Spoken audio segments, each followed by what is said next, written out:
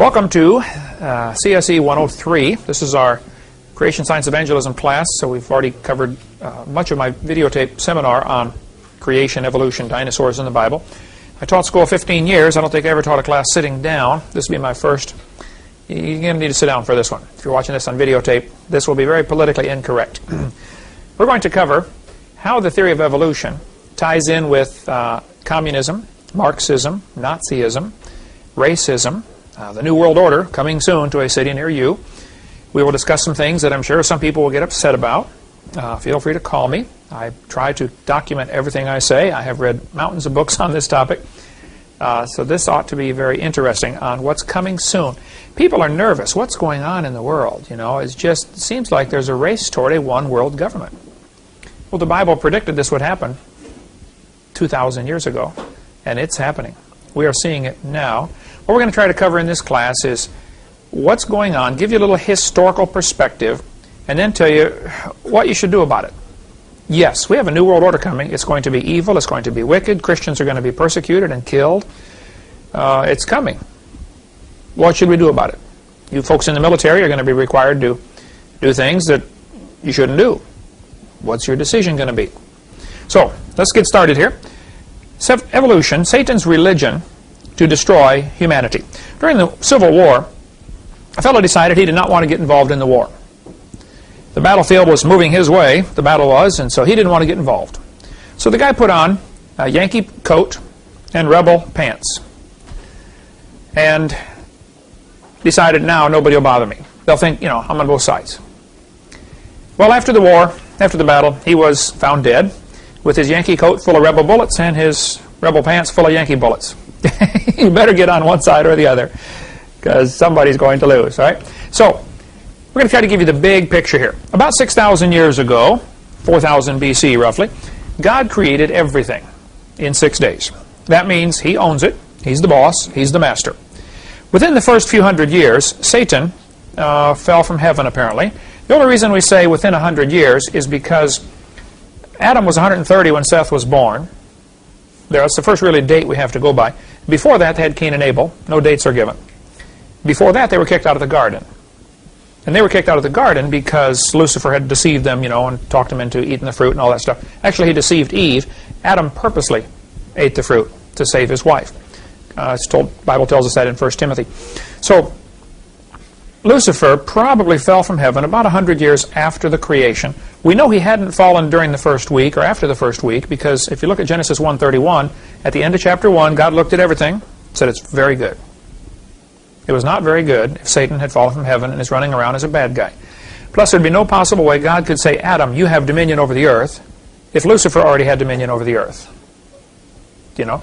Plus, we know from Ezekiel 28, Lucifer was in Eden until iniquity was found in him. So those are the different clues you can put together and come up with a date of about 100 years after creation when Lucifer decided to rebel. And we'll get into more of that in a minute. So Lucifer wants to be God. And what we're going to discuss in this class, for the next many classes probably, is Satan's attempt to create a one world government, a new world order, coming soon. So let's try to put it in perspective here. It appears that Satan wants to do at least three things on this planet. Number one, he wants to make mankind wicked, so God will have to destroy them. Satan knows God cannot tolerate sin, and so he's going to try to make everybody wicked and vile, and then God will have to kill them, which is what happened in the flood in the days of Noah. Second thing he wants to do, he wants to make as many men destroy other men. If he can put it into the head of one fella, hey, I want you to kill everybody else so you can have the whole planet, or so you can have all the gold, or so you can have all the whatever, you know. If people kill people, this ties right into Satan's plan also, and so he's working very hard to accomplish that goal. The third thing he seems to be doing, he wants to keep as many people as possible from hearing the gospel. This would be where repressive regimes like communism come in, where you simply never get an opportunity to hear the gospel because, you know, it's banned in your country. So those type of repressive regimes are part of Satan's plan to keep people from hearing the gospel. Satan has used all kinds of different methods and people to accomplish his goals. As you read through Scripture, you'll see different times where there were attempts to make a one world government or a new world order, and we'll get into lots more on that, hopefully, as the class progresses. If he knew if he could make man think he was God, then that would create some real serious problems. Because if there is no God to tell us what to do, if man is God, then how do you decide right from wrong? Well, the toughest man decides. You know, might makes right. Whoever has the biggest gun, you know, he's in charge, kind of thing. And so that ties right into Satan's plan also to help destroy humanity and further destroy the world, and leads to things like genocide, which we'll get into here during this session. So the problem basically is very simple. We are in the center of the battlefield in the greatest war in history. This is Satan versus God. The battlefield is us. We're in the middle of it. All you need to do is simply decide which side you want to be on, find out what your general wants you to do, and do it. It's just that simple. There's a war going on against God. Henry Morris has a great book called The Long War Against God. And they had the different cover was different before, but now they've changed it to this one, The Long War Against God. And this is one of the books you can read to do a report on for this class. Absolutely one of the best books I've ever read. Henry Morris traces the history of evolutionary thought all through the last 6,000 years. And we're going to concentrate primarily on just the last 200 years on this class, but we'll give you just a quick overview of some of the rest. Christians already have an incredible advantage over anybody else in the world on this topic. When you discuss what's happening and what to do, we've got a book, the perfect book, the Bible, that already told us what's going to happen. We already know the end. We know the final result. You see, I read the last chapter and we win. So it's nothing to get nervous about. I get a lot of people come to my seminars when I talk about the New World Order, and they leave nervous. Oh, wow, the world's falling apart. Well, I suppose if you study this kind of topic, you could really get nervous when you study what happened at Waco, what really happened at Waco, like the Waco whitewash, and how the people were just, you know, murdered at Waco, and what the government did. When you study about the Jekyll Island, what happened with the Federal Reserve, and how we got a Federal Reserve system, and now we no longer have any money. We have paper we carry around, and we think it's money still. It hasn't been money in 70 years. They've got all the gold, we're carrying around some paper thinking, wow, I got money. You don't have a dime. They've stolen us, they've robbed us blind. When you get into subjects, Des Griven, awesome book, The Fourth Reich of the Rich. We can go on, and I read lots and lots of books about the New World Order. And it's enough to make you nervous, unless you keep in perspective Psalms chapter 2. God is laughing at their plans for one world government. So the more I learn about the New World Order, you know, it is tempting to get nervous and scared about what's going on. But like, God knows, and He's not nervous. He's laughing at the whole thing because He knows we win. So keep that in perspective. So if you go through part of this class, you may leave going home scared, nervous, saying, "Wow, the world's falling apart. You know, the sky is falling. What do we do?" You know, it'll be fine in the end. Okay, just read the last chapter. We win. So we're going to trace a little bit of the history of this war, so you can understand what we should do for our general, and relieve your fears about what may happen in the future. God created the world. He owns it. He makes the rules. Genesis 1:1. In the beginning, God created the heaven and the earth. The earth is the Lord's, and the fullness thereof, the world and they that dwell therein. Everything belongs to God, Psalm 24 tells us. So about 6,000 years ago or so, Lucifer decided he should be God. In Ezekiel 8:28, it tells us the story.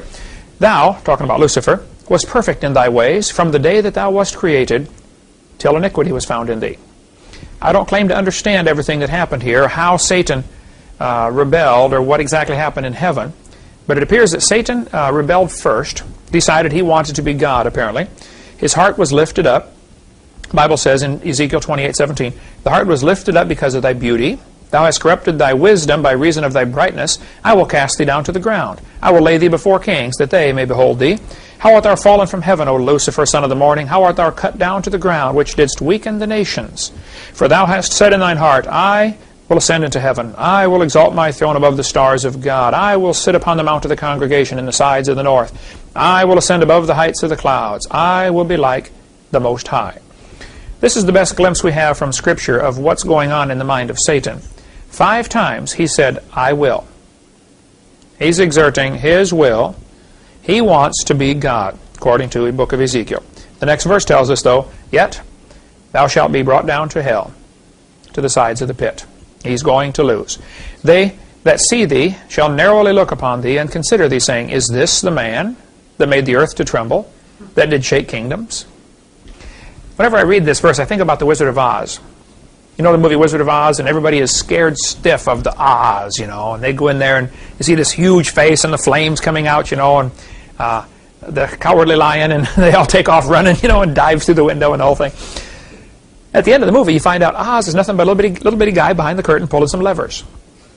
I think at the end of history, we're going to find out Satan is a puny little fella, and we're going to marvel and say, this is the guy that caused all this trouble on the earth? This is him? Come on, you got to be kidding. We're just going to be amazed at what a wimp he is when he's cast down into hell. Meantime, he's pulling the levers and making the smoke and the fires and the flames and scaring everybody half to death, and people are scared stiff of the devil. Okay, next verse says, this is the man that made the world as a wilderness and destroyed the cities thereof and opened not the house of his prisoners. Well, we can talk a long time on this verse. Satan takes people prisoner to different things like drugs, alcohol, and it's tough to get them away. How many people do you know that have died of a habit like that, that they were made a prisoner, some kind of habit, then you just can't get them away? Many people get hooked on drugs and they never can get off. You can get hooked on just about anything and get that way. But while Satan and his followers are making their plans to rule the world, like Pinky and the Brain. How many have seen the cartoon Pinky and the Brain? It's two mice. They decide they're going to go out and capture the world, you know. Every night they've got their plans to go out and we're going to destroy the world. That's what Satan's doing, just like Pinky and the Brain. God is up in heaven laughing. Psalms chapter 2. Why do the heathen rage and the people imagine a vain thing? The kings of the earth set themselves, the rulers take counsel together against the Lord, against his anointed, saying, let us break their bands asunder and cast away their cords from us. Basically that means I'm throwing off God's control. He that sitteth in the heavens shall laugh. The Lord shall have them in derision. God is not nervous, he's not scared, and we don't need to be either.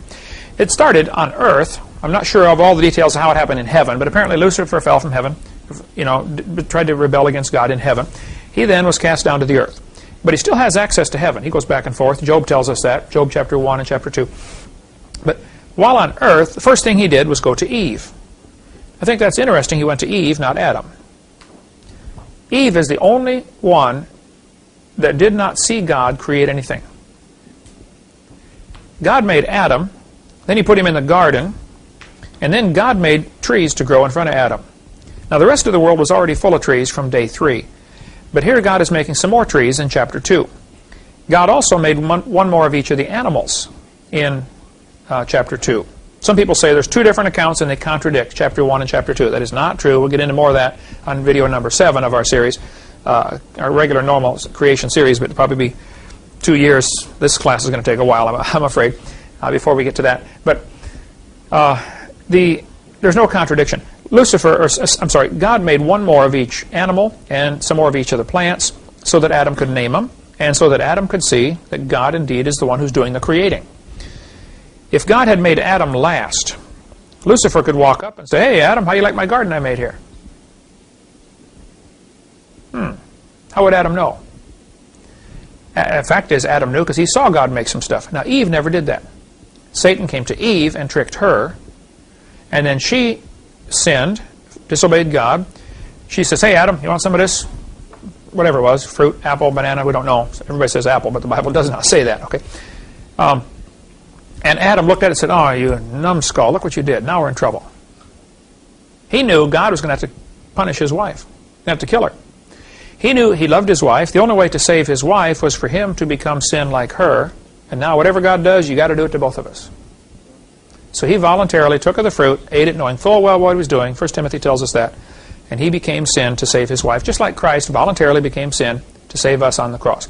So in Genesis chapter 3, we see Lucifer, whose later name was changed to Satan, deceiving Eve.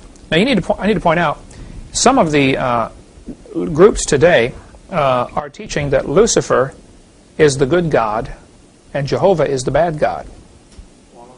You get into the Masonic Lodge, you won't find out till you get way up to the top. And they say, they pray to God.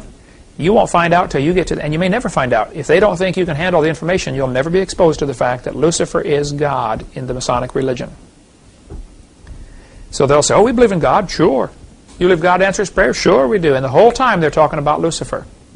We'll get into it. I'll show you some quotes from their own literature later on in this session on video, what's covered on video number 5, or CSE 103. Okay. So the serpent, Lucifer, said to the woman, yea, hath God said. It's interesting, the first thing he did was to raise doubts. This is exactly what the liberal preachers do today. They will try to raise doubts about God's Word. That's what they do with all these new translations of the Bible. Well, how do you know it really says that? It says in my Bible this, and your Bible says this. How do you know who's right? This is the same tactic to raise doubts. And we can go off on a long rabbit trail of why the King James over other versions, if you'd like. We'll cover that later on when we get to what's on our video number 7 in our series. And there are people who have, that's their whole ministry. I collect different versions of the Bible. I have probably, 25 or 30 or 40 of them, I don't know. But there are some serious problems with a lot of the new versions. And I think you'd be real wise to study this topic out before you decide which version of the Bible you're going to study from. I was saved by somebody leading me to the Lord from a Revised Standard Version, one of the most liberal ones there is. I've led people to the Lord from a Jehovah's Witness Bible. There's enough gospel in there, you can get them saved, okay? You can get them saved out of the Catholic Bible, okay? It can be done. There's still enough gospel left in there, but there are some real serious problems with them, and I think save that for another time. But the idea of these different translations causes people to doubt. Yea, hath God said. It does that. And this has been Satan's attack on God's word for quite a while. Then the next thing he said to the woman, he said, ye shall not surely die. He's gone from just raising doubts, hath God said, to denial. So the 3 steps here are always the same. First, raise doubts. Be a good quiz question, Marlissa. Raise doubts. Satan works this way. Then, deny. Then, deify. Doubt, deny, and deify man. Next thing he said was, for God doth know that in the day ye eat thereof, then your eyes shall be opened, and ye shall be as gods. Wow, I get to be God? Who would not like to be God? I mean, nobody tells you what to do. Like the one kid we had in our school in Illinois, he said, I'm sick of my parents telling me what to do. I'm going to join the Marines. Are you brilliant?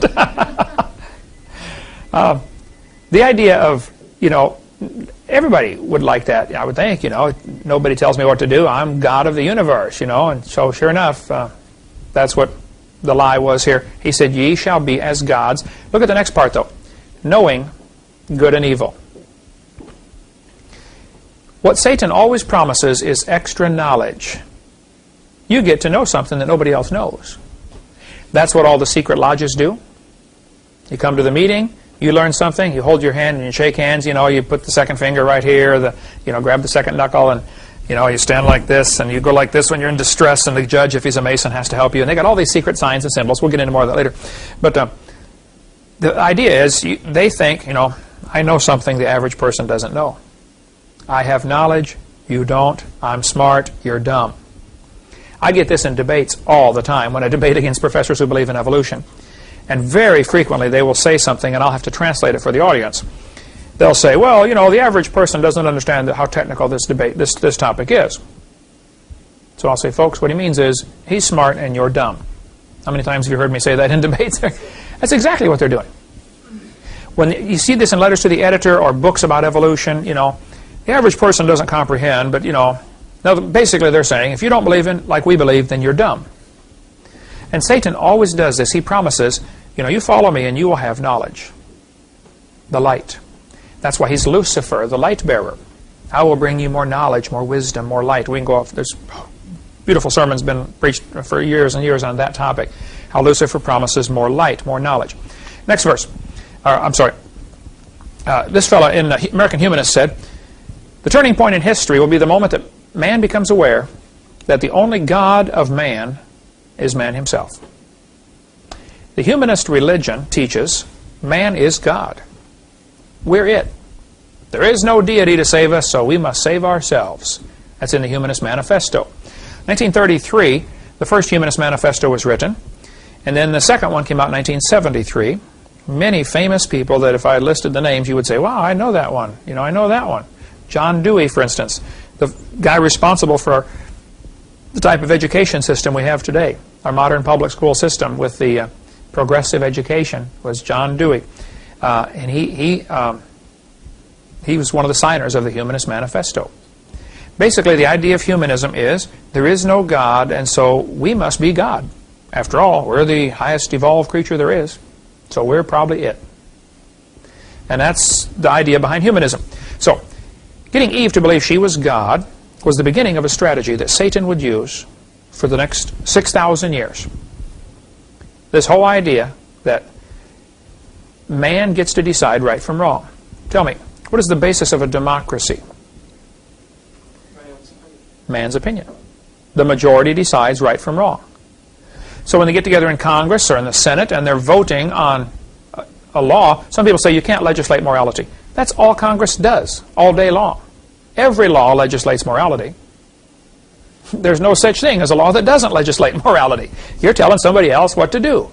That's what all laws do, okay? So don't give me this, you can't legislate morality stuff.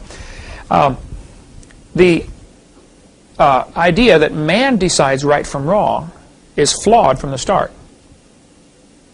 Because if that's true, if evolution is true, if there is no God, Adolf Hitler was right. He decided, most of our folks here are Aryan, Germans, blonde-haired, blue-eyed, and we voted that everybody else ought to be killed. Hey, majority decided. What you need is a different standard to say, thus saith the Lord, is how you decide. When I was at the cabinet shop, we had a problem. We were building real fancy display cases for Gafers and Saks Fifth Avenue and stuff like that. And we had a problem because we were building these cases that were curved and they had to go around and end up at the other side and match. Well, if every one isn't curved just right, it comes around and doesn't match. And so here I was in charge of the first department that cut out the wood and put them together. We sent it on to get the lamination and paint and lights put in and stuff like that. And we were having a problem. It wasn't bad, but they were coming off. They were off by, say, half an inch by the time they got around the circle. So I traced the problem down as I racked my brain over it and found out that every person in my department was measuring their pieces as they cut it. The rulers were slightly different. All it needs is a 1/8 of an inch difference on somebody's ruler from his ruler and your ruler. Suppose I told we're going to get all the guys together in the church and we're going to build an auditorium, and I'm going to give everybody a tape measure, but every tape measure is vastly different. On some tape measures, this is an inch. On other ones, this is an inch. How's that building going to turn out? Wow. Pretty bad, if it'll turn out at all, right? So the idea is you have to have a standard. We have a National Bureau of Standards. They keep a meter stick in a carefully climate-controlled environment, and everybody makes copies of this meter stick. There's a standard meter. There's a standard foot, a standard yard, a standard pound, standard ounce. You have to have a standard. If you say, how much are you going to give me? Oh, I'll give you a lot. Well, how much is a lot? You got to have some way to measure things. Okay, there's standards of for everything. And there needs to be a standard for determining right from wrong, and that's where the Bible comes in.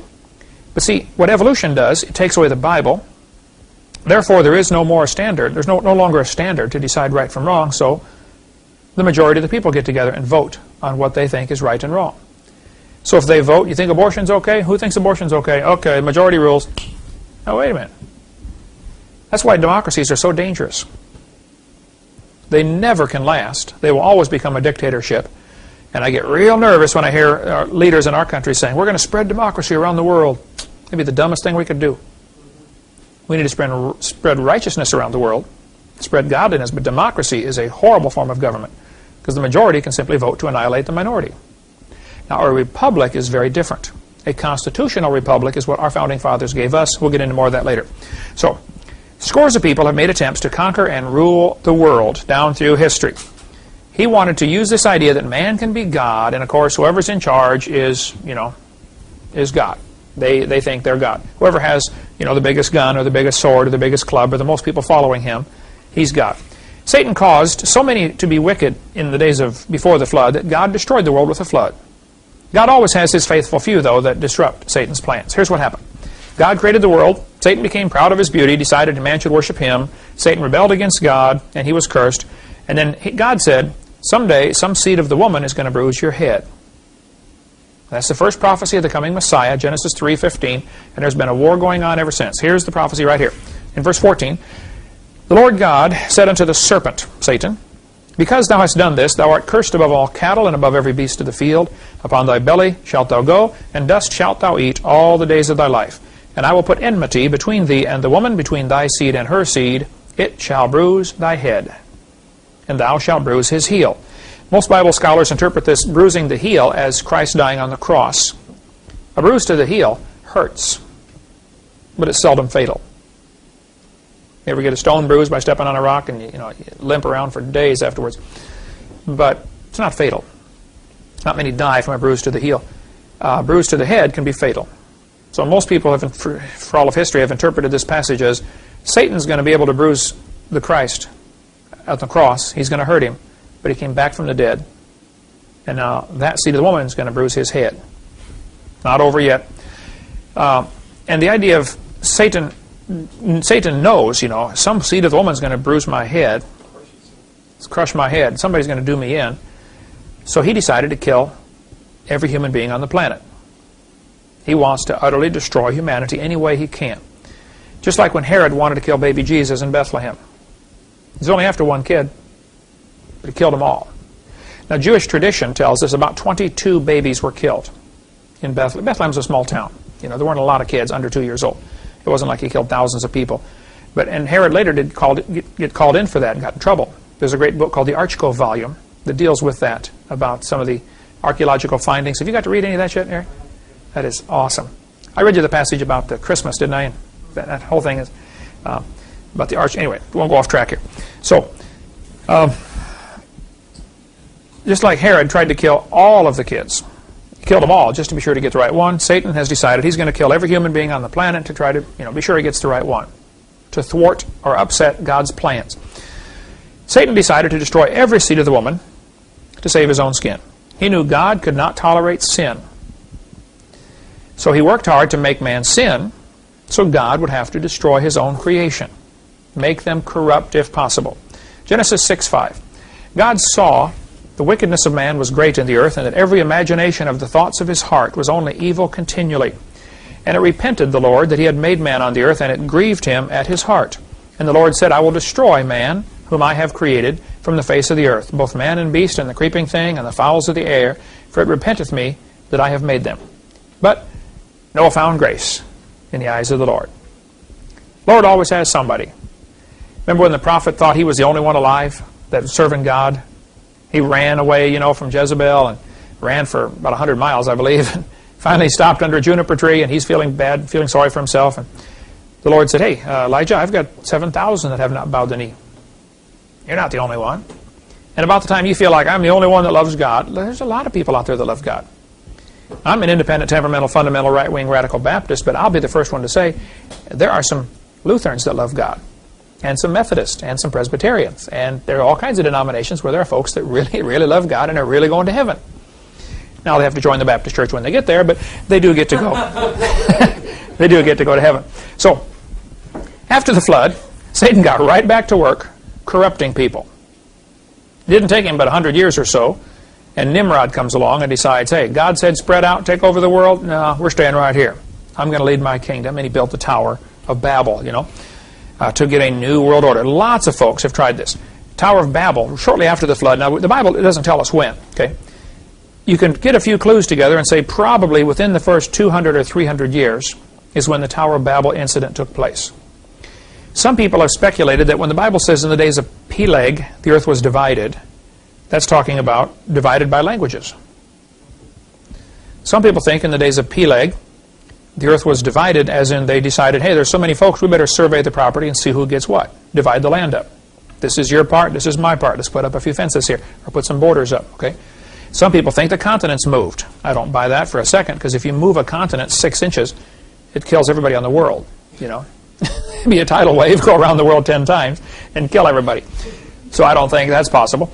But, some people really hold to that theory, that the continents moved away from each other, and that would be, I think, tough to explain physically. There's all kinds of theories. We'll get into more of that later when we get into what's on video number 6 on our Hovind theory about the flood. But Tower of Babel was the first attempt after the flood to create a one world government. Then God divided them up by languages. They spread out, which is probably the best thing ever happened to humanity. Because you just can't get everybody together to develop a one world government. It's really tough. The language barrier has kept it from happening. So even though, you speak Russian and some people, and you work with people all day long, speak different languages, I know it's frustrating, but it's probably the best thing God could have done, to keep us from killing ourselves a long time ago. There would have been a world dictator a long time ago had it not been for that. So then you have Babylon. Nebuchadnezzar comes along as the first world ruler to conquer a large chunk of the world. There's an interesting story in the book of Daniel. If you're going to study prophecy, what's going to happen in the future, you really need to start with Daniel and then study Revelation. It's like the two books go together. God told Daniel to write this book. When Daniel got done, he said, Lord, what does this mean? The Lord said, Daniel, don't worry about it. Put the pen down. This is for the next, somebody else will finish this up. And then John comes along on the Isle of Patmos, 600 years later, and finishes the Revelation. So Daniel and Revelation go together and should be studied together. But here's the story. In Daniel chapter 2. In the 2nd year of the reign of Nebuchadnezzar, Nebuchadnezzar dreamed dreams, wherein his spirit was troubled, and his sleep brake from him. Then the king commanded to call the magicians, the astrologers, the sorcerers, the Chaldeans, for to show the king his dreams. So they came and stood before the king. And the king said unto them, I have dreamed a dream, and my spirit was troubled to know the dream. Then spake the Chaldeans to the king in Syriac, O king, live forever. Yeah, that'd be a wonderful thing, wouldn't it? They all say that. They don't really mean it. They will hope he dies so they can be king. Right? O king, live forever. Tell thy servants the dream, and we will show the interpretation. And the king answered and said to the Chaldeans, the thing is gone from me. I don't remember the dream. And if ye will not make known unto me the dream with the interpretation thereof, ye shall be cut in pieces, and your houses shall be made a dunghill. In other words, you are in trouble, fellas, okay? And, of course, you know the story. They couldn't tell the dream, so the king decided to start killing all the wise men. These guys are a bunch of fakes anyway, and they were. And along comes Daniel. Yeah, Daniel's in an unusual situation here.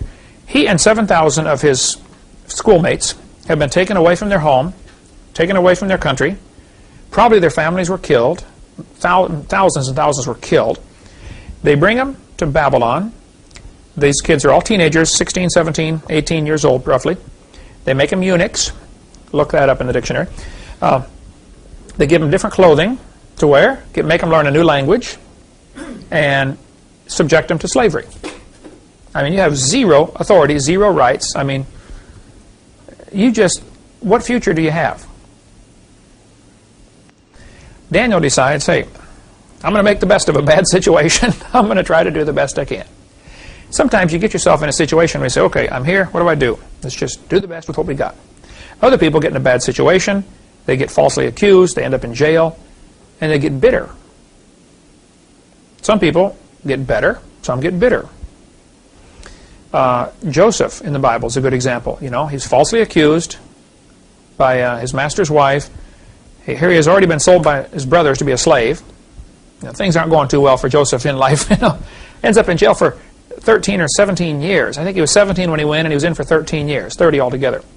13 years in jail for doing nothing wrong. Decided, hey, let's make the best of it. Sometimes you just have to get yourself that attitude of, okay, things aren't going well, let's do the best we can. Johnny Erickson Tada, she's 17 or 18 years old, dove in, broke her neck, paralyzed, waist down. Neck down, yeah, neck down. What am I going to do? Well, let's learn how to type and let's write books. All you can do is move your head, put the pencil in your mouth and type. Hey, okay, you can get bitter about it if you want, but you might as well get better and hey. And she paints, yeah, and has a radio program, sweet, godly spirit. Anyway, so Daniel then comes in and says, hey, king, I can not only tell you what the dream was, I can tell you what it means. Now, as you read Daniel chapter 2, it's interesting. Daniel really gives a good testimony for the Lord. He said, it's not in me, O king. The God in heaven, who rules everybody, including you, has told me this dream. Nebuchadnezzar didn't like the idea of anybody telling him what to do, but little Daniel, this eunuch servant boy, is about to tell the king a message from God. I love this chapter. We'll take that up after a quick break. Daniel chapter 2. Well, let's take up again here. Let's talk about Nebuchadnezzar's dream, what Daniel interpreted for him, and see how it ties into us today. Here's the go. Daniel chapter 2, verse 31. Thou, O king, sawest, and behold, a great image. This great image, whose brightness was excellent, stood before thee, and the form thereof was terrible. The image's head was of fine gold, his breast and arms of silver, his belly and thighs of brass, his legs of iron, his feet part of iron and part of clay. Thou sawest till that a stone was cut out of the mountain, cut out without hands, which smote the image upon his feet, that were of iron and clay, and brake them to pieces. So the statue that he saw is basically the head of gold, chest and arms of silver, belly and thighs of brass, legs of iron, and feet of iron and clay mixed together. This was symbolic of the next 5 great kingdoms to come on earth. Later on, if you read the book of Daniel, Daniel says, Nebuchadnezzar, thou art the head of gold. Now, it's interesting. Each of these metals, gold, silver, brass, iron and clay, become less valuable. Gold is the most valuable, and Nebuchadnezzar had the most pure form of dictatorship, I guess. I mean, he was the law. They didn't vote on anything. All he had to do is decide, I want you to kill that guy right there. Yeah, but I'm going to appeal. To who? To me? Okay. Well, hear the case again. You're still going to the prison or whatever. Nobody told him what to do. When you get to the arms of silver, you're talking about the Medo-Persian Empire, which was the second great world empire. They wanted to rule the world, but their king was not an absolute dictator. I mean, they had laws, and he had to abide by the law.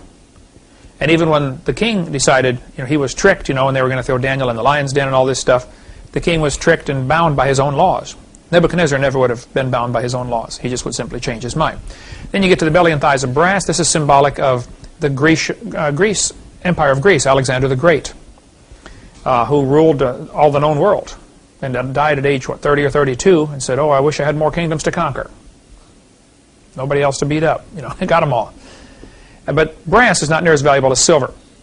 Then you get to the legs of iron, and notice there are 2 legs. This, most Bible scholars interpret as being the iron legions of Rome, which split into the eastern and western divisions, one at Rome and one at Constantinople. And then you get to the 10 toes on the image's feet, which has iron and clay mixed. Iron and clay don't mix. Partly strong, partly weak. This, almost all Bible scholars will tell you, is symbolic of the last kingdom that the world's going to see. Last human kingdom is going to be a revival of the Roman Empire. Probably something like the European Common Market. 10 kingdoms are going to get together, try to give all their power to one person, and it's not going to be very good. It's going to be a dud. See, the Iron Legions of Rome would just stomp on anybody who got in their way. They rolled over everybody that opposed them. The iron and clay mixed together, this final kingdom is going to be weak. A lot of people are really nervous about the New World Order and it's going to be iron and clay. Okay, it's not going to work. It's going to rule for a short time and be destroyed by the stone cut out without hands. Now that's interesting. Jesus Christ is the chief cornerstone. We'll get into more of that later. In Daniel chapter 2, verse 35, it says, Then was the iron, the clay, the brass, and the silver, and the gold broken to pieces. Now remember, the stone cut out from the mountain, we see later, hit the image on the feet and crumbled the entire thing, all the way up to the head. This is Nebuchadnezzar's thinking, wow, that's right, I remember that in the dream. Yeah, that's right, See, he had forgotten the dream and sure didn't know what it meant.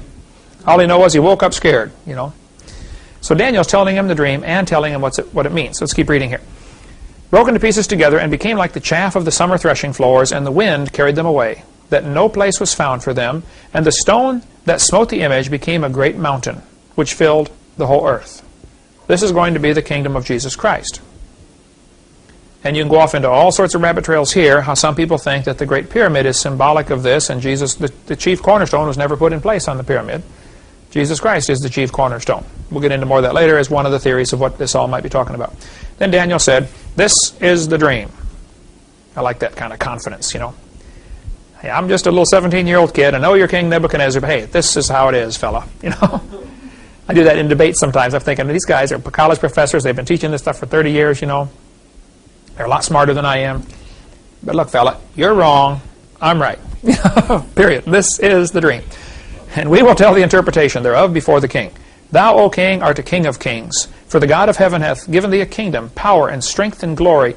And wheresoever the children of men dwell, the beasts of the field, and the fowls of the heaven, hath he given into thine hand, and hast made thee ruler over them all. Thou art this head of gold. And after thee shall arise another kingdom, inferior to thee, and another third kingdom of brass, which shall bear rule over all the earth. And the fourth kingdom shall be strong as iron, for as much as iron breaketh in pieces, and subdueth all things. And as iron that breaketh all these, shall it break in pieces and bruise. And whereas thou sawest the feet and toes, part of potter's clay and part of iron, the kingdom shall be divided. But there shall be in it of the strength of the iron, forasmuch as thou saw the iron mixed with the miry clay. And as the toes of the feet were part of iron and part of clay, so the kingdom shall be partly strong and partly broken. And whereas thou sawest iron mixed with miry clay, they shall mingle themselves with the seed of men, but they shall not cleave one to another, even as iron is not mixed with clay. And in the days of these kings shall the God of heaven set up a kingdom. Okay, now right here, let's stop. This is an interesting prophecy. When the 10 kings get together and try to make their power, their world empire, this is when God's coming back. And he's going to set up his kingdom. So people who study scriptures are getting excited, saying, boy, we must be getting awfully close. Now, the European common market might not even be. We might have 500 more years. Okay, what they're attempting to do in Europe with a unified Europe and all this, it may all fall apart. Okay, there have been many attempts at world empires before, and they have disintegrated. I would not stick my neck out and say, boy, this proves the Lord's coming back, tomorrow at 10 o'clock in the morning. I don't have a clue when he's coming, and we might have a long time. If the Jewish calendar is right, the Hebrew calendar, they say this is the year 5760. Well, then we've got, if 6,000 means anything, we've got 240 more years. One guy wrote a book, 88 reasons why the Lord will come in 88. Well, that was a while ago, he missed it. Then he revised it and had a pamphlet out, 89 reasons why the Lord will come in 89. And the 89th reason was? I don't remember. Because he didn't come in 88. Was that the 89th reason? Okay. That's dumb. Okay, don't do that. I don't know when the Lord's coming. I tell people, we figure the Lord's coming back 2,000 years, from the birth of Christ. This is the year 2001 now, but the Lord might be. We know our calendar is 5 or 6 years off. Okay, not too many folks argue about that. Christ was born in 4, 5, or 6 B.C. So our calendar is off for sure. So this is already the year 2007 or 8. Okay. So we missed it. Yeah. Well, the Lord might be coming back 2,000 years from the resurrection instead of from the birth. I mean, why would we figure from the birth of Christ? Why not from the resurrection? Or why not from the triumphal entry into Jerusalem? Maybe that's the significant. And I tell folks, I don't want to hurt anybody's feelings or disrupt anybody's book sales on 88 reasons why the Lord will come in 88, but maybe God's not even using your calendar. Maybe he has his own. Okay, so don't sell your clothes and go stand on a mountain and say, okay, the Lord's coming today, now, because you might stand there embarrassed. Okay, let's go on here. And in these days shall the King of heaven, shall the God of heaven set up a kingdom, which shall never be destroyed. And the kingdom shall not be left to other people, but it shall break in pieces and consume all these kingdoms, and it shall stand forever. For as much as thou sawest that the stone was cut out of the mountain without hands, and that it brake in pieces the iron, the brass, the clay, the silver, the gold, the great God that hath made known to the king what shall come to pass hereafter. And the dream is certain, and the interpretation thereof sure. I like that confidence, man. Revelation continues the story. Daniel brought it up through the next 5 kingdoms, including one that still hasn't happened. The 5th kingdom, we assume to be the revival of the Roman Empire. Somehow, these 10 people in Europe are going to get together and try to make a kingdom. Dr. Henry Morris has a great book, The Long War Against God, that deals with the history of evolutionary thought from Satan in the Garden of Eden all the way up, including the rise of various different Eastern religions, which really is the same thing. The idea that man gets to be God. It's all part of the same stuff. That's just an awesome book. We have a few left in hardback, which have the old cover. They're a lot more expensive, but the softback is $13 if you want to get it from our ministry. That's one of the top 5 or 6 books I've read in my life. It's excellent. Okay, so Satan decided, he wants to rule the world. Henry Morris traces this really well through history with different groups of folks that have taught the same basic idea: man gets to be God. So in this class, for the next several classes, we're going to be discussing just the last 200 years, since about the year 1800 until the present. How does evolution tie into the plans toward a new world order? We're going to look at the deadly effects that come about when people believe they are God, and they determine right from wrong. Nobody else tells me what to do. Well, first we're going to review a little bit of what we covered on Part 4, Seminar Tape Number 4, which would have been Class CSE 102. Just hit a few highlights and then go right on and take it from there. James Hutton in the late 1700s wrote a book near the end of the century saying the earth is millions of years old. Now during this time, most folks thought the earth was 6,000 years old, is what the Bible taught. Okay, if you add up the dates in the Bible, you get about 6,000. James Hutton came along and said, I think the earth is much older than that. Now, this was kind of a new idea and was rejected by most people. But a lot of Christians began to think, well, man, if the earth is millions of years old, then we need some way to make the Bible say that. So they started compromising the obvious teaching of the Bible and invented the gap theory, the day-age theory, progressive creation, all that kind of stuff. And there are still thousands of some really good Christians who have fallen for that right now. The Dake's Study Bible teaches it. Pastor John Hagee on TV teaches the gap theory.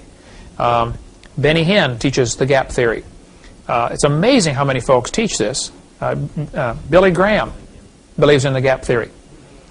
Now, one lady called me last week and said, or 2 weeks ago, and said, Billy Graham's brother, older brother, if you can imagine that, goes to my church. And I gave him your videotapes, and he loves them. And he's going to give them to Brother Billy and get him straightened out on the gap theory. I said, well, yeah, that'd be great, okay. During the late 1700s, all nations were ruled by a king. This is called the age of monarchy. A monarch is a king. And the kings were ruling by what they said was divine right. You know, God told me to be your king, and so you just do what I say. If you don't like it, that's tough. And a lot of abuses, of course, happen in a system like that. And you can study history from that perspective, and you'll see that people were getting sick of a king claiming he should be their boss just because God told him to, and his son ought to take over. You know, they inherit this right, succeed, father to son to grandson. And so people began rebelling against this idea and started getting rid of the king. So for the next few hundred years, next 60 or 70 years maybe, there were quite a few revolutions around the world. The American Revolution threw off King George. The French Revolution, Polish Revolution, the Spanish Revolution, the German Revolution. They got rid of a king, basically. If you study the book of Revelation from this perspective, it appears that God gave the 7 churches the same sequence of events, that one of them was going to be the Laodiceans. Laodicea means the rule of the people. No longer is a king going to tell them what to do. The people themselves are going to vote on right and wrong. Basically a democracy idea, apparently prophesied in Revelation chapter 2 and 3 about the 7 churches. I don't know how far to carry that. Some, I think, get a little hyper on that topic. But I think it's an interesting study, okay, the 7 churches in Asia.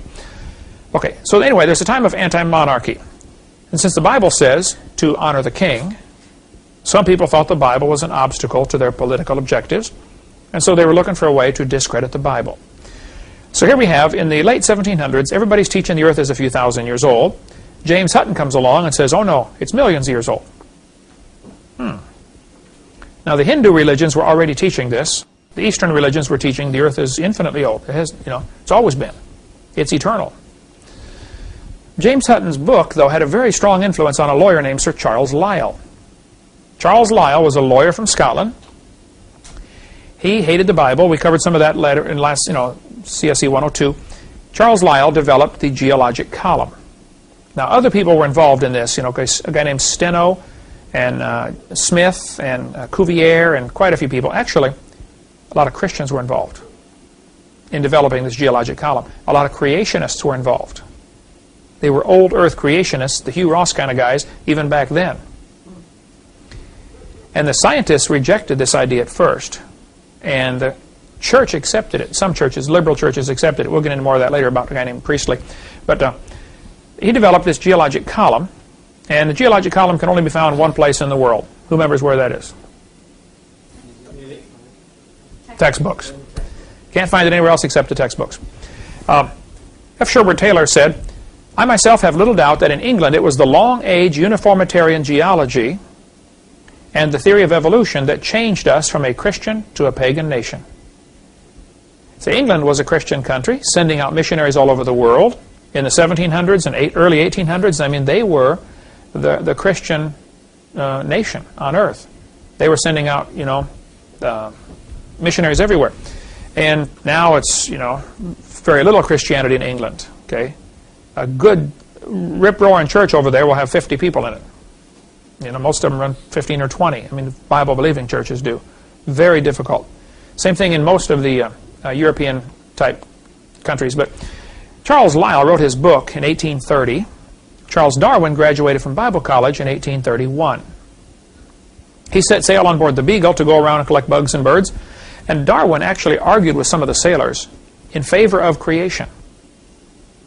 and argued against the teaching of the day, which was kind of a pre-evolutionary type teaching. He tried to convert some of the sailors. The captain on board the ship was a guy named Captain Fitzroy. Fitzroy was one of those kind of guys that you do it my way or that, my way or the highway, very intolerant of anybody who disagreed on anything. But he and Darwin had very interesting discussions on this topic. Darwin, though, at the same time he's gone this 5-year-long voyage, he's reading these books by Charles Lyell. Now, somebody told me as a brand new Christian, gave me advice that somebody else had given years ago. He said, in 10 years, you're going to be the same person you are right now, except for the people you meet and the books you read. Read good books. It'll change you into what you want to be. Read bad books, it'll make you a bad person. You read good books, it'll totally change. The more you read of good stuff, the better off you are. So, Lyell read this book. He said that book changed his life forever. Lyell also read a book by a guy named Thomas Malthus. So I want you to know for the quiz, 2 people that strongly influenced Charles Darwin. One was Charles Lyell, and the other was a guy named Thomas Malthus. Malthus had written a book in 1790, I think, I don't know, sometime back then. Malthus said, the population grows geometrically. You multiply, 2 times 2 is 4, times 2 is 8, times 2 is 16, population takes off geometrically. The food supply can only grow arithmetically. 2 plus 2 plus 2 plus 2. See, 2 plus 2 plus 2 plus 2, 4 times, you end up with 2, 4, 6, 8. 2 times 2 times 2 times 2, you end up with 16, or 64. So, now Malthus was wrong, okay? As the population grows, there are more people available to plow the land. But he's looking at it totally wrong. Malthus affected a lot of people back in those days. Basically, the idea was, look, there's going to be more people born than can possibly survive because the food supply is limited. That was his faulty thinking, but whether he's right or wrong at this point doesn't matter. The fact is, he did influence Charles Darwin. So Darwin thought, well, let's see, if more people are born than can possibly survive, then the weakest are going to die off.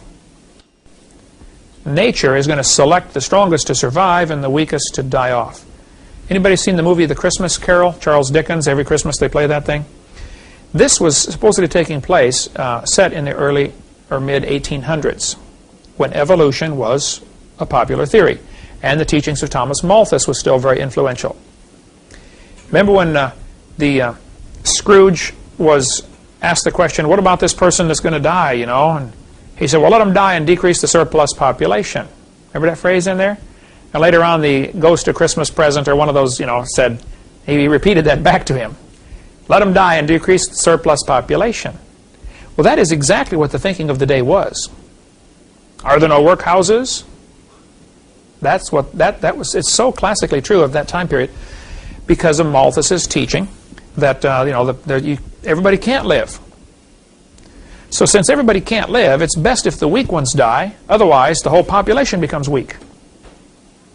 We really ought to have the weak ones die and the strong ones survive. Then the farmer, save the best ones for breeding and, sell off the worst ones.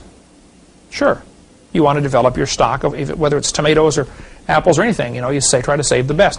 So in 1790, James Hutton's book began people on the trip of doubting that the earth is 6,000 years old, which of course made them doubt the Bible.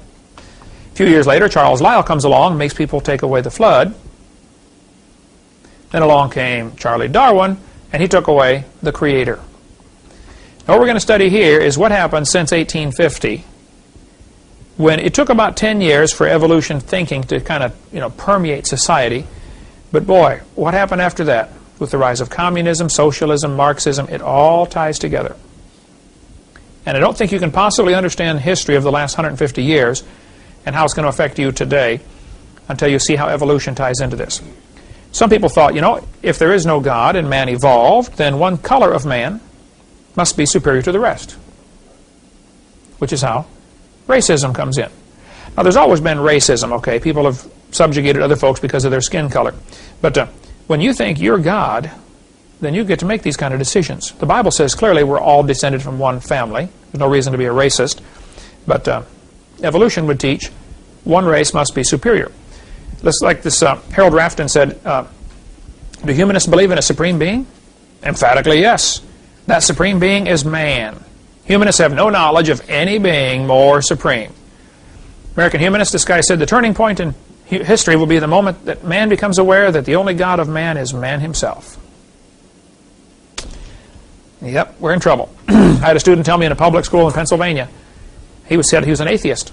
And I said, well, then how do you tell right from wrong? He said, well, I decide if something's right or wrong. He said, I'm the God of my own universe. What a philosophy. I said, well, son, I'm glad to hear that because I'm going to shoot you in 5 minutes. He said, you can't do that. I said, oh, yeah, you can. You see, I'm the God of my own universe. And I decided it's fine for me to shoot you. What's wrong with that thinking? If evolution is true, what's wrong with that thinking? Nothing. That's the way it goes, right? Survival of the fittest, exactly right. So we're going to study now a little bit about racism and how it ties in with evolution. When we're done with this, we'll go into communism and how it ties in with evolution. Then we'll go into Nazism and how it ties in. And then into the New World Order and how it ties in. It'll probably take us about the next 55 weeks, but we'll work on it here. Here's Charles Darwin's book. Notice the title, The Origin of Species. Now, that is not the entire title to the book. We'll get into the whole title in just a minute, okay? But almost all the books, if kids today hear about Charles Darwin's book, they're only told the title was The Origin of Species. One thing you need to know for the quiz is the real title to the book, coming up next. Now, the evolution theory came out way before Charles Darwin in 1859, okay? Charles Darwin's grandfather, Erasmus Darwin, taught the same thing. Erasmus Darwin was a medical doctor. He was so huge they cut out the table to allow a place for his belly while he ate. He had a special table, custom made, cut out, just so he could sit there and eat. But he really he rejected God, rejected all sorts of things, and he pretty much wrote most of what Darwin wrote, and many people think that Darwin simply plagiarized or stole the work from his grandfather and claimed it as his own. Never gave Grandpa any credit whatsoever. But Charles Darwin, he came along at an opportune time for this theory to really be acceptable, whereas 60 years earlier, when Grandpa came up with it, people weren't ready to accept it. There were too many strong Christians still, you know, around 1800. So he called it The Origin of Species. Now, you got to be careful when you get into a discussion on creation evolution. The question is not, what is the origin of species? The question is, what is the origin of kinds? The Bible says they bring forth after their kind. It doesn't say they bring forth after their species. For instance, these are all different species of monkeys. But if you stand back and look at it, you should notice one thing. They're all monkeys. It's the same kind of animal, right? I mean, obviously it's not a tomato or a banana or a horse. It's the same kind of animal. Another thing you got to question is, who is deciding what a species is? Who's making this decision anyway? And the evolutionists get all bent out of shape with me because they'll say, we have proven species can be created. I don't question that. Yeah, but have you made a new kind of animal? Like the guy in Indiana. He said, I've got proof for evolution. I said, oh really, what is it? He said, I'm working in the laboratory right now on soybean plants, and we have created soybean plants that are resistant to frost. Totally new species. I said, oh, that'll be handy. I mean, that's good. But what did you start with? He said, a soybean plant. I said, oh, what do you have now?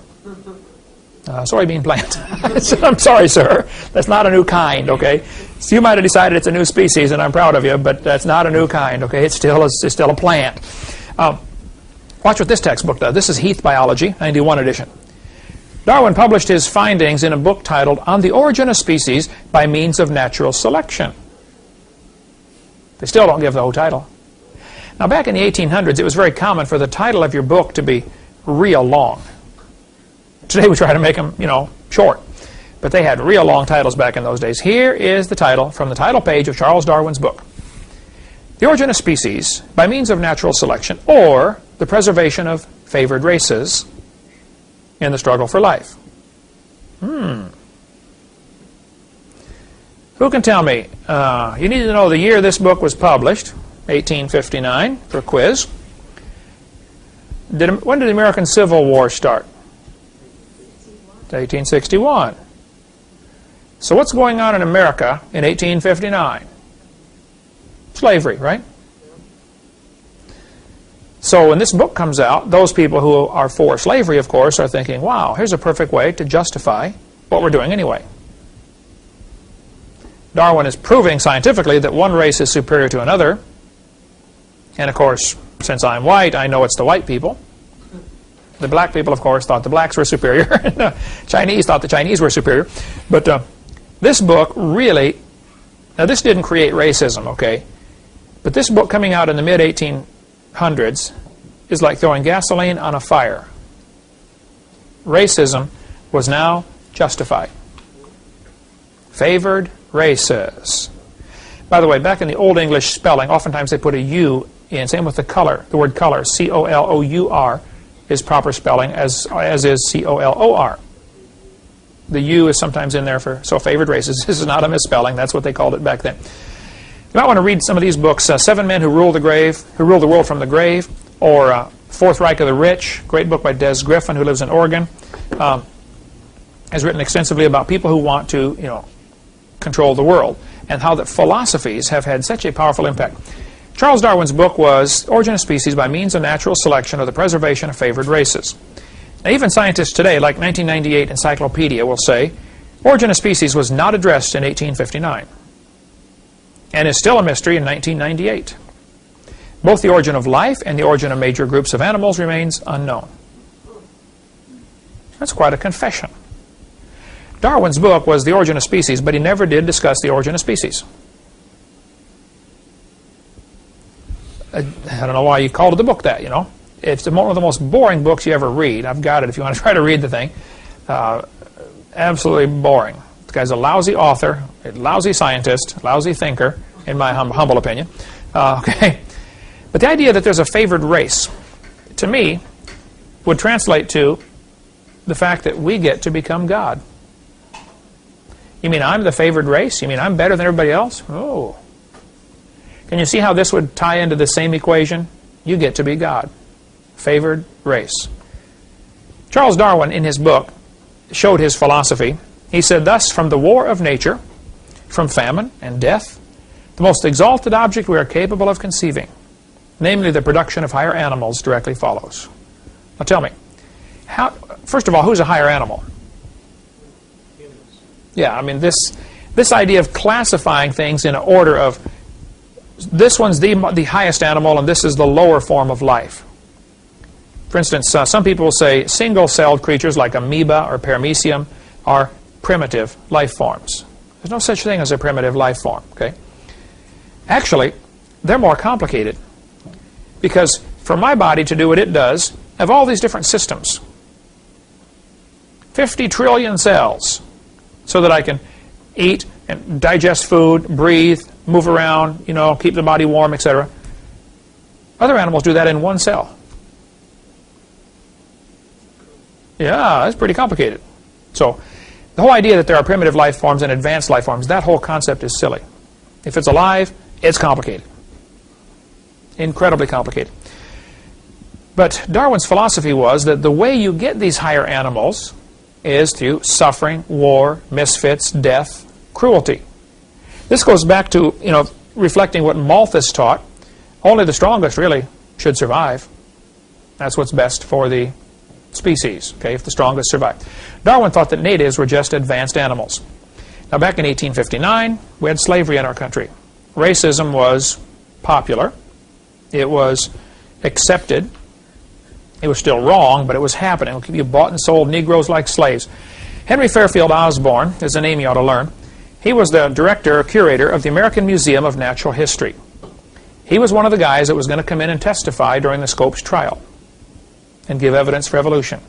He said, the standard of intelligence of the average adult Negro is similar to that of the 11-year-old youth of the species Homo sapien. Now, if a teacher said that in class today, at the University of West Florida, what would happen? He'd certainly be fired and probably shot, right? Or Jesse. I'd go get him, wouldn't he? Or Jesse Jackson. The guys are racist. And yet he was one of the strong promoters of evolution. back in the 1920s. But most of the museums exist to promote evolution. Many museums were founded by people who believed in evolution and who left behind large chunks of money saying, I want you to start a museum to spread this religion. That's basically what it amounts to. Okay? Thomas Huxley, he's the guy that made Darwin popular. Darwin wrote his book, published it, and went and hid. Huxley went around publicly preaching evolution. Huxley said, no rational man, cognizant of the facts, believes that the average Negro is the equal, still less the superior, of the white man. Now keep in mind, he's saying this back in 1871.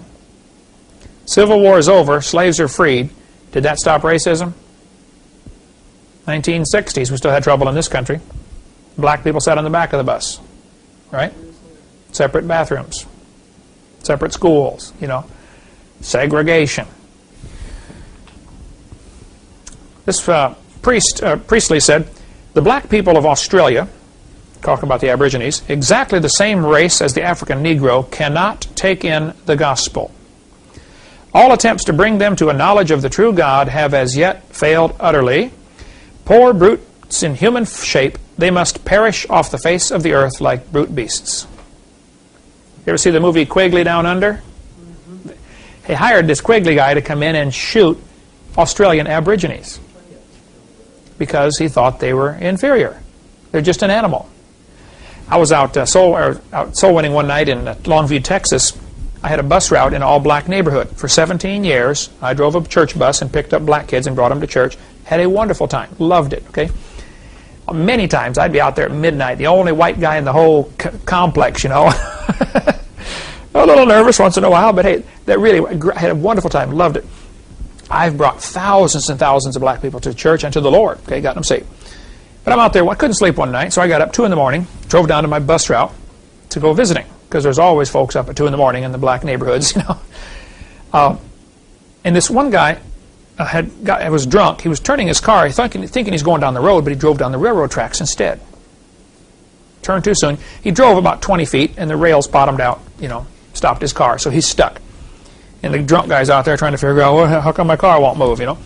So I thought, man, a train's going to come and plaster this guy all over the county. So I got out of my car, not on the tracks, and I walked down to help this guy. A couple of other folks stopped, and we went down there and tried to push the guy's car backwards. And I got talking to one of the men who stopped to help, and he said, what are you doing out here? This is a dangerous neighborhood. I said, no, this is my bus route. I come here all the time. I know most of these folks. He said, your bus route? I said, yeah, I drive a bus in here from bringing these folks to church and, you know, tell them about the Lord. He said, these folks are all black. I said, well, not the palms of their hands. He said, black folks don't have souls. This was Texas. My kids were little, so 20 years ago. I said, black people don't have souls. I said, are you part of the KKK? He said, yeah, how'd you know? Just a lucky guess, you know. The idea that black people don't have souls is still being taught today, folks. Okay? Racism's not over. Now, Charles Kingsley, was an Anglican priest who promoted Darwin. If it hadn't been for Kingsley talking other Anglican priests and church people into believing in evolution, it probably would have been a dud as a theory. Priestley's the primary guy who got the church people to believing in evolution. So put his name down as a quiz question. Who's the Anglican priest that promoted evolution? The scientists rejected Darwin's idea. You think a people can come from a rock? Yeah, right. Nobody believed that. Priestley got all the church people believing in it, and pretty soon this evolution theory spread around, and Charles Kingsley, I keep saying Priestley, Kingsley was the Anglican priest who promoted this crazy idea. Back in this time, Africans were bought and sold like slaves. They packed them into ships. Here's an example of how they would loose pack them. The ship was allowed to carry 454 slaves. They had 451 on this voyage. On one voyage, she carried 609. Many times, slaves died on the trip. They just chained them to the deck. You didn't get up. You stayed right there for 2 weeks. Got to go to the bathroom? Go ahead. You're staying right here for 2 weeks. Many died. When slavery became illegal, or things, sometimes slaving ships would chain them all together And if they were thought they might get caught, bring them up on board, push them overboard, drown them all, just so you don't get caught carrying cargo of slaves. Here's an example of how they would loose pack them so more would survive. They honestly considered them like cows or sheep. It's just an animal. They thought they didn't have souls. I don't think you'll understand the slavery of the 1800s until you understand how evolution ties in. One more thought and we'll quit. This is from Creation Ex Nihilo magazine.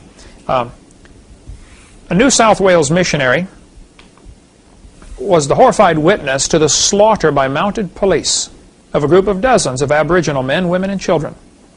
45 heads were then boiled down, and the 10 best skulls were packed off for overseas. They rounded up the Aborigines, shot them, cut their heads off, boiled them to get rid of all the flesh, sold the skulls to museums for displays on evolution. The Smithsonian right now, I have heard from very reliable sources, has 33,000 sets of human remains in their basement. Many of the displays that colleges will use as evidence for evolution, the shapes of the skulls being slightly different, are from people that died in the last 200 years. Tasmania, south of Australia, I sat by a guy in the airplane a couple weeks ago from Tasmania. The Tasmanian Aborigines were all slaughtered. There isn't one that survived. The last one was killed in 1908. And they took part of his body and made a tobacco pouch out of it for somebody to carry tobacco. It's unreal what happened. That stuff wouldn't have happened had it not been for the evolution theory. The Bible says all nations are of one blood. And there's no reason to be a racist at all. They thought the Aborigines had not evolved as far, therefore they're just an animal. It's okay to kill them. One of the evidences they used for this was the Aborigines have bigger jawbones. And they said, wow, see, that proves they used to be a monkey. They're closer to monkey than we are. We'll get into that next class, okay? How racism ties in. Then we're going to get into communism. And that's going to be very politically incorrect. You may not want to be here for those next few classes, but see you next week. Thank you.